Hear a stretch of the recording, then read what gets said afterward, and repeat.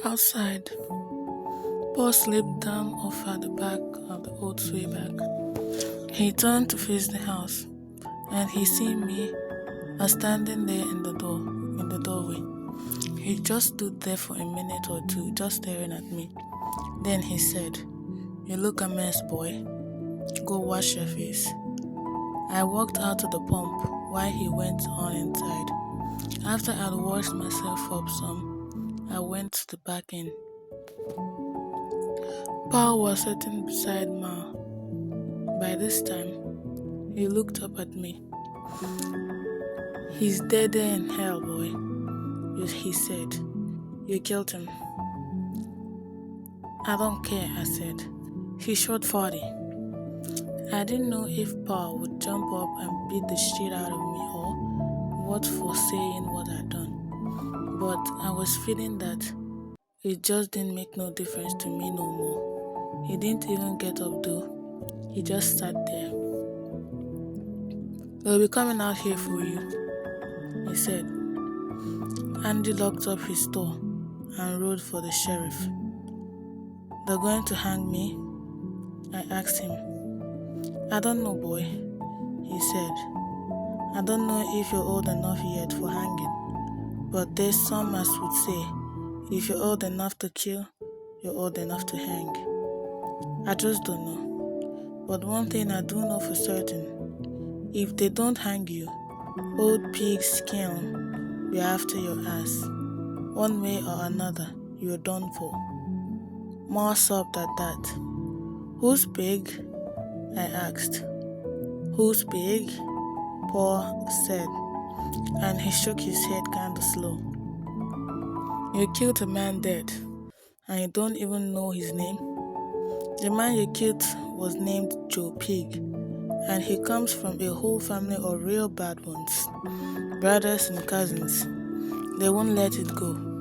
When they hear about it, they'll be looking for you. You can bet on that." "Well," I said, "I reckon they'll have to catch me before they can do anything to me." "You'd better run far and fast, boy," he said, "and you'd best get started right now. Don't waste no time." He stood up then and he shoved a hand down in his pocket, and he came out with $10 and gave it to me. It then near astonished me, for Paul had never in my life given me more a dime or a nickel at one time. Then, "Take the horse," he said. I stared at him, but all he done was to just set his ass back down. Ma never looked up at me. I turned around and went outside. I looked back once. Then I crawled up onto Old Swayback and I turned her and headed her west. And that's the whole story of me leaving home. And that's also just about everything I know about my own ma and pa. Kept to say that Pa's last name was Pamlee, and so of course that's my name too. I sure don't know much more than that. Old Pa had said that I'd best move far and fast, but I don't know how in hell he thought I could move fast with just all this way back under me. That poor old thing should ought to have been pulled out to pasture a long time ago. Before that, I hope that no one would come after me too soon, because for sure they'll catch up with me the way the old horse was a moving. And I never had the heart to whip her up or to even try to plodding along pace. I was thinking about my own self too, for I figured that I was to run her, it might kill her, and then I'd be afoot. So I plodded west. I know that we didn't live far from the New Mexico border, but I didn't know how many miles that meant. And even if I'd known that, I wouldn't have known how many miles I could cover in an hour on old Swayback. And I didn't have no way and knowing whenever an hour had passed neither. The only thing I knew, or at least I thought I knew it, was that the sheriff wouldn't be able to come after me if I was to get across the border into New Mexico, because them pigs wouldn't give a damn about that. So, anyhow, I just ride along headed west. I didn't have no destination in mind. I didn't have no idea where I was going or what I was going to do. All I knew was I had left home and I wasn't never going back. I had I had me a sway-backed horse, $10, and a pair of overalls, which I was wearing.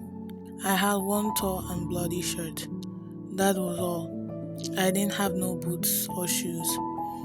It came to me that I sure wouldn't be hard to spot riding along like that, and after I had read for a while, I commenced to looking back over my shoulder now and then. After a while, too, I began to feel hungry, and I ate all them piece of hard candy that was in my pocket. Well, that made me thirsty, and I realized then that I had made a bad mistake. I had rode away from home without no water, nary a drop. I was sure in sorry shape, and there was a part of me a saying that I ought to turn around and go right straight back home and get myself better prepared for this here journey to whatever it was I was going. But of course, I know that I couldn't do that. Likely the sheriff was already on my trail, and maybe so was them other pigs. I hadn't talked off right, but there just wasn't no way I could go back and start it all over again. I was stuck on the trail just the way I was. I kept going, and I felt like I wanted to cry some more, but I never. And what's more, I told myself that I would never cry again. Never. And I ain't neither well, hardly ever. But I finally got to thinking that I was just too damn easy to spot. Now, it wouldn't take too much of a description at me to set a pose or the pigs on my trail. I was moving along slow, and the land all around me was just as flat as a griddle cake. They'd be able to spot me sure from miles away. I got to think then that I had ought to do something about it. Several somethings. I had thought to get me a good horse for one thing, one that would look better and move faster. The other thing I had ought to do was to get me some new clothes, some boots and a shirt and a pair of regular breeches. I had to get them things for myself so I wouldn't stand out on the flat prairie like a sore thumb or looking like old Pamela's runway kid. I had made $10, but it didn't have no idea how much far it would go. Hell, I'd never seen that much money at one time, much less worried about how much it would buy. I figured though that I wouldn't be able to buy myself all of them things with it. I also had to find me an old swayback, some water, and I figured I had to do that pretty damn soon. I didn't have no idea where nor how to look for it, neither, but I was pretty sure that we wouldn't neither one of us get much fatter without it. Then, of course, the next thing after that would be food. And even if I was to find myself a place to buy me some clothes with my money, then I wouldn't have some left for food. Hell, it seems like it was on a dead end trail.